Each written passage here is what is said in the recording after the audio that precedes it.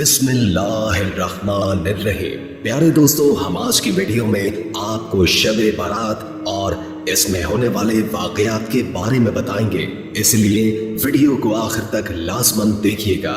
اسلامی مہینوں کے اعتبار سے 8واں مہینہ شعبان المعظم کہلاتا ہے۔ یہ مہینہ عبادت و مغفرت کا ہوتا ہے۔ اس مہینے میں گناہگار اپنے دامن کو رحمت خداوندی سے بھر سکتے ہیں۔ شعبان شعب سے ہے، جس کے معنی ترغیب اور شاخ در شاخ ہونا ہے۔ حضرت انس رضی اللہ تعالی عنہ فرماتے ہیں کہ اس مہینے کا نام شعبان اس لیے رکھا گیا ہے کہ اس میں روزے دار کو شاخ در شاخ بڑھنے والی خیر و برکت میسر ہوتی ہے، حتیٰ کہ وہ جنت میں داخل ہو جاتا ہے۔ اس مہینے میں ایک رات یعنی 15 شعبان المعظم کی رات بہت فضیلت کی ہے، لیکن اس رات کی تفصیل اور اعمال جاننے سے پہلے ہم اس مہینے میں ہونے والے عام واقعات کا ذکر کریں گے۔ ناظرین گرامی، شعبان المعظم 5 ہجری بمطابق 26 دسمبر 626 عیسوی غزوہ بنی مستلق سے جب رسول اللہ صلی اللہ علیہ وآلہ وسلم مدینہ واپس آنے لگے تو ایک واقعہ پیش آیا۔ غزوہ مستلق میں سیدہ عائشہ رضی اللہ تعالی عنہما کا ہار 2 مرتبہ گم ہوا تھا۔ پہلی بار جب ہار گم ہوا تو اس کی تلاشی کے سلسلے میں سب لوگ رکے رہے۔ اسی دوران صبح کی نماز کا وقت ہو گیا۔ اس وقت مسلمان کسی چشمے کے قریب نہیں تھے، اس لیے پانی کی تنگی تھی۔ جب لوگوں کو تکلیف ہوئی تو حضرت ابوبکر صدیق رضی اللہ تعالی عنہ نے حضرت عائشہ صدیقہ کو ڈانٹا۔ اس وقت اللہ کے رسول سیدہ عائشہ کی گود میں سر رکھ کر سو رہے تھے۔ حضرت ابوبکر صدیق نے سیدہ عائشہ سے کہا، دوستو ویڈیو میں مزید آگے بڑھنے سے پہلے تمام دوستوں سے اپیل کریں گے کہ اس ویڈیو کو لائک کر دیں اور ہماری محفل دعا کا حصہ بننے کے لیے کامنٹ میں اپنا پورا نام تحریر کریں تاکہ آپ کے لیے دعا کی جا سکے۔ تم نے رسول اللہ صلی اللہ علیہ وآلہ وسلم اور سب لوگوں کی منزل کھوٹی کر دی۔ نہ یہاں کے لوگوں کے پاس پانی ہے، نہ قریب میں کوئی چشمہ ہے۔ یہ کہنے کے ساتھ ہی حضرت ابوبکر صدیق رضی اللہ تعالی عنہ نے بیٹی کی کمر پر ٹوکے بھی مارے۔ ساتھ ہی وہ کہتے جاتے تھے، لڑکی تو سفر میں تکلیف کا سبب بن جاتی ہے، لوگوں کے پاس ذرا سا بھی پانی نہیں ہے۔ حضرت عائشہ صدیقہ فرماتی ہے کہ اس موقع پر میں اپنے جسم کی حرکت سے رکی رہی، کیونکہ حضور اکرم صلی اللہ علیہ وآلہ وسلم میری ران پر سر رکھے سو رہے تھے۔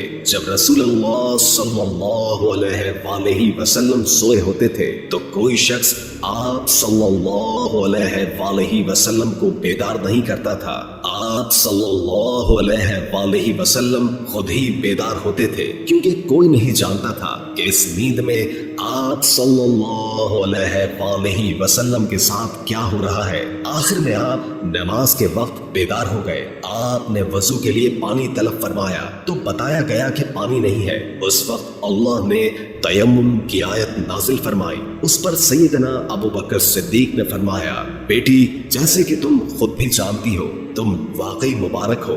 آپ صلی اللہ علیہ وآلہ وسلم نے ارشاد فرمایا، عائشہ تمہارا ہار کس قدر مبارک ہے۔ حضرت اسید بن حضیر رضی اللہ تعالی عنہ نے کہا، اے آل ابو بکر یہ تمہاری پہلی برکت نہیں، اللہ آپ کو جزائے خیر عطا فرمائے۔ آپ کے ساتھ اگر کوئی ناخوشگوار واقعہ پیش آتا ہے تو اس میں بھی اللہ تعالی مسلمانوں کے لیے خیر پیدا فرما دیتے ہیں۔ حضرت عائشہ صدیقہ رضی اللہ تعالی عنہما فرماتی ہیں، ہار کی تلاش کے سلسلے میں ہم نے اس اونٹ کو اٹھایا جس پر میں سوار تھی تو ہمیں اس کے نیچے سے ہار مل گیا۔ مطلب یہ ہے کہ اس واقعے کی وجہ سے مسلمانوں کو تیمم کی سہولت عطا ہوئی۔ اس سے پہلے مسلمانوں کو تیمم کے بارے میں معلوم نہیں تھا۔ غزوہ مستلق سے فارغ ہو کر جب آپ صلی اللہ علیہ وآلہ وسلم واپس مدینہ منورہ کی طرف روانہ ہوئے تو ایک بہت دردناک واقعہ پیش آ گیا۔ سیدہ عائشہ صدیقہ فرماتی ہیں کہ کوچ کا اعلان ہوتے ہی قضائے حاجت کے لیے اٹھ کھڑی ہوئی اور लश्कर से दूर जंगल की तरफ चली गई। जब मैं फारिग हुई तो वापस लश्करगाह की तरफ रवाना हुई। मेरे गले में एक हार था, वो हार कहीं टूट कर गिर गया। मुझे उसके गिरने का पता नहीं चला।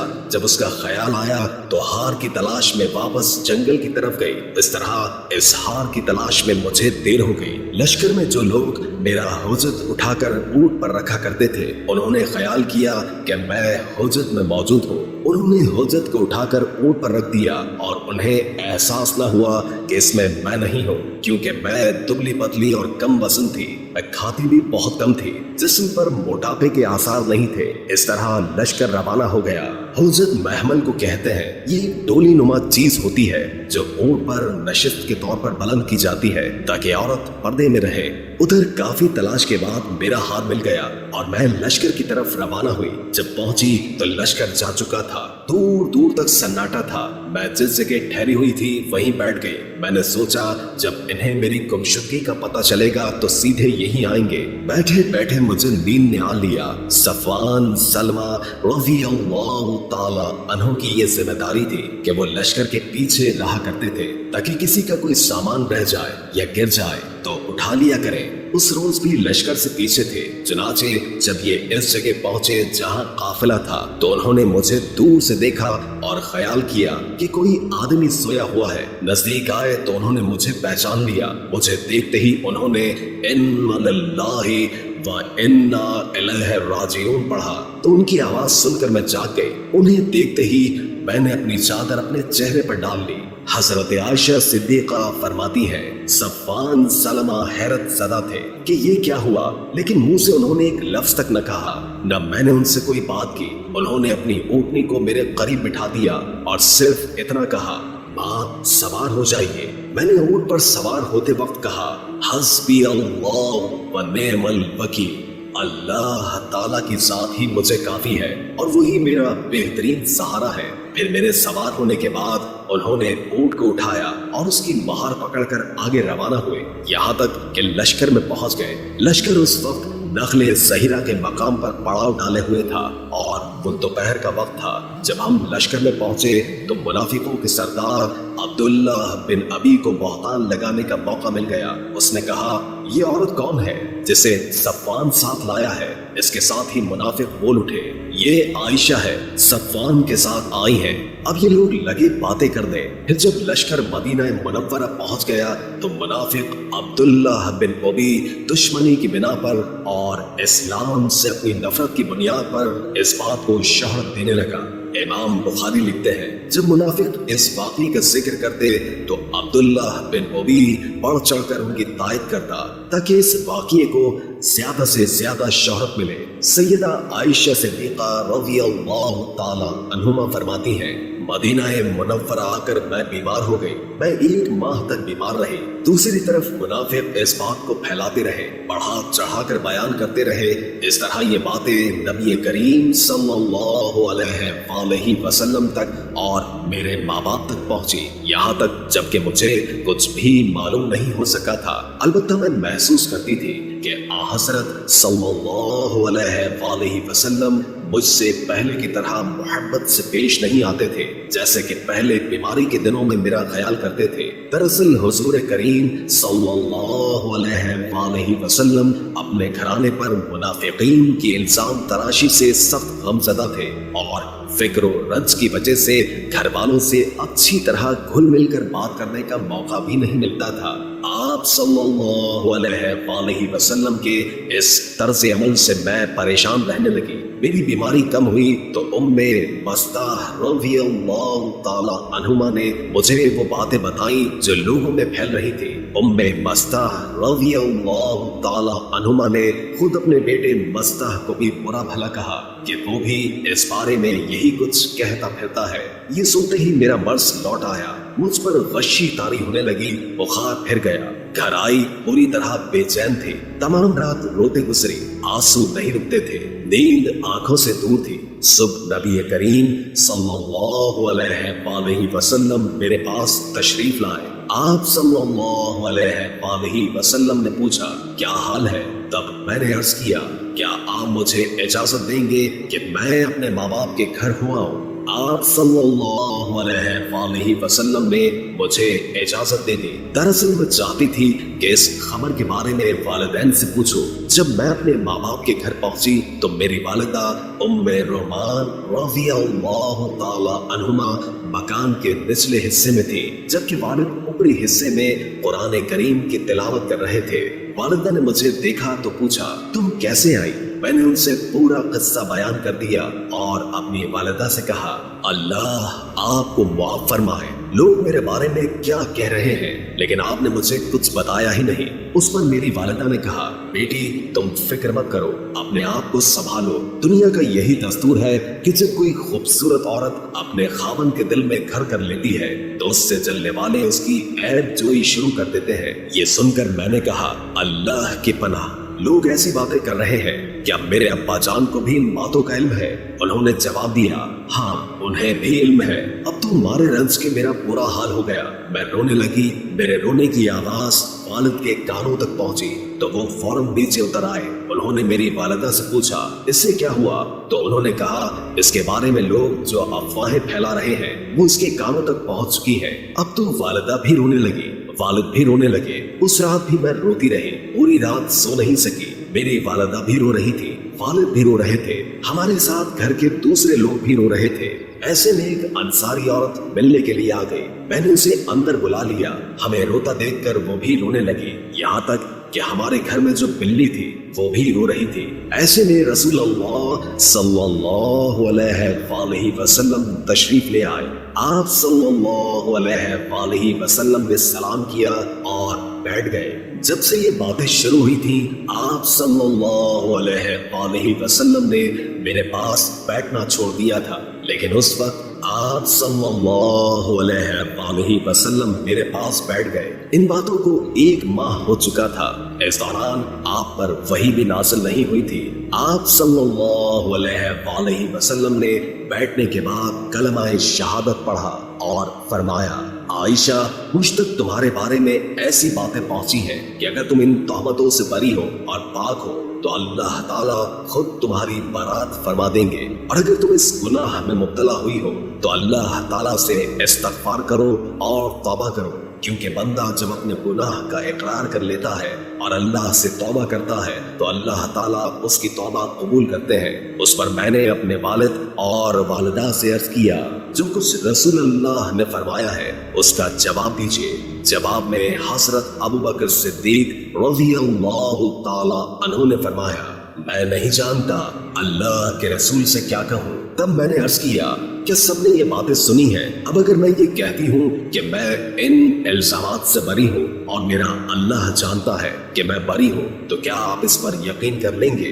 लिहाजा मैं सब्र करूंगी। मैं अपने रंज और गम की शिकायत अपने अल्लाह से करती हूँ। इसके बाद उठी और बिस्तर पर लेट गई। उस वक्त मैं सोच भी नहीं सकती थी कि अल्लाह ताला मेरे मामले में आयात नाजिल फरमाएगा, जिनकी तिलावत की जाएगी, जिनको मस्जिदों में पढ़ा जाएगा। अलबत्ता मेरा ख्याल था कि अल्लाह ताला मेरे बारे में रसूलुल्लाह सल्लल्लाहु अलैहि वसल्लम को कोई ख्वाब दिखा देंगे और मुझे इन इल्जामात से बरी फरमा देंगे। अभी हम लोग इसी हालत में थे कि अचानक आप सल्लल्लाहु अलैहि वसल्लम पर वही के आसार महसूस हुए। आप सल्लल्लाहु अलैहि वसल्लम पर जब वही नाज़िल होती थी तो चेहरे मुबारक पर तकलीफ के आसार जाहिर होते थे। ये बात महसूस करते ही हजरत अबू बकर सिद्दीक ने आप सल्लल्लाहु अलैहि वसल्लम को कपड़ा ओढ़ा दिया और आपके सरे मुबारक के नीचे एक तकिया रख दिया।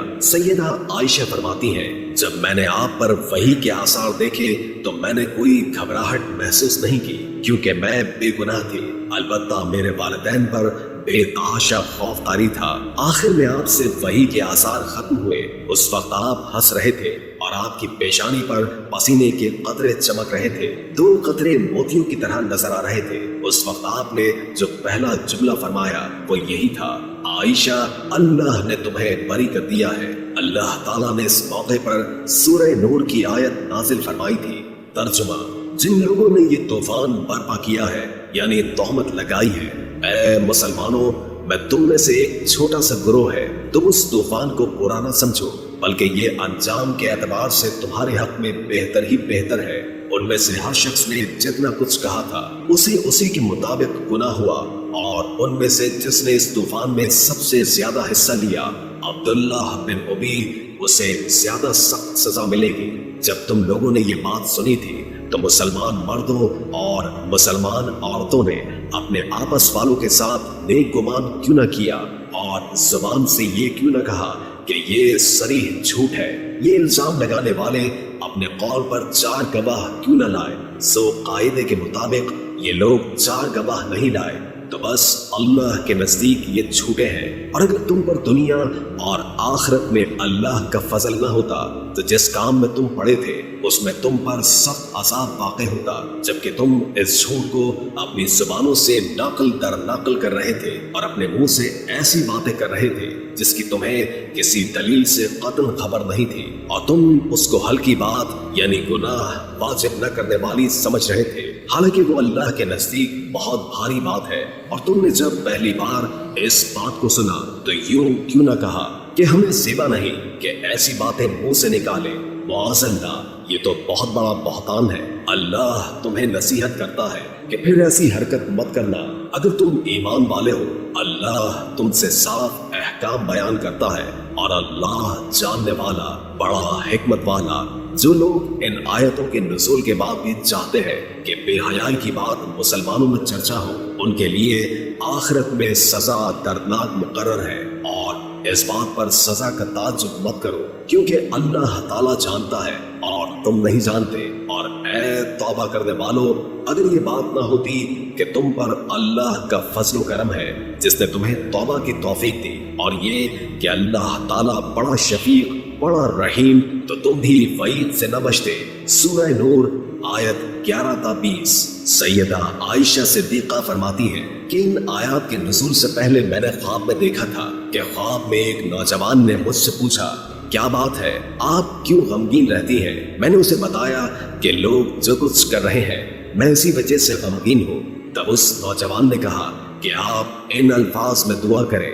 ترجمہ: اے نعمتوں کی تکمیل کرنے والے اور آئے غموں کو دور کرنے والے، پریشانیوں کو دور کرنے والے، مصیبتوں کے اندھیرے سے نکالنے والے، فیصلوں میں سب سے زیادہ انصاف کرنے والے اور ظالم سے بدلہ لینے والے، اور اے اول اور اے آخر، میری اس پریشانی کو دور فرما دے اور میرے لیے خلاصی کی کوئی راہ نکال دے۔ دعا سن کر میں نے کہا، بہت اچھا۔ اس کے بعد میری آنکھ کھل گئی۔ میں نے ان الفاظ میں دعا کی اور اس کے بعد میرے لیے برات کے دروازے کھول دیے گئے۔ الزام لگانے والوں میں مستہ رضی اللہ تعالی عنہ بھی تھے۔ حضرت ابوبکر صدیق ان کی خبر گیری کرتے تھے، انہوں نے ہی ان کی پرورش کی تھی، لیکن یہ بھی الزام لگانے والوں میں شامل ہو گئے۔ جب اللہ تعالیٰ نے سیدہ عائشہ کو بری فرما دیا تو حضرت ابوبکر صدیق نے مستہ رضی اللہ تعالی عنہ کو اپنے گھر سے نکال دیا اور ان سے کہا، اللہ کی قسم، آئندہ میں کبھی بھی تم پر اپنا مال خرچ نہیں کروں گا، نہ تمہارے ساتھ کبھی محبت اور شفقت کا برتاؤ کروں گا۔ اس پر اللہ تعالیٰ نے سورہ نور کی یہ آیت نازل فرمائی۔ ترجمہ: اور جو لوگ تم میں دینی بزرگی، دنیاوی وسعت والے ہیں، وہ قرابت داروں کو اور مسکینوں کو اور اللہ کی راہ میں ہجرت کرنے والوں کو نہ دینے کی قسم کھا بیٹھے، بلکہ چاہیے کہ معاف کر دے اور درگزر کرے۔ کیا تم یہ بات نہیں چاہتے کہ اللہ تمہارے قصور معاف کر دے؟ بے شک اللہ تعالیٰ غفور الرحیم ہے۔ اس آیت کے نزول پر حضور نبی کریم صلی اللہ علیہ وآلہ وسلم نے حضرت ابوبکر صدیق سے فرمایا، کیا تم اس بات کو پسند نہیں کرتے کہ اللہ تمہاری مغفرت کر دے؟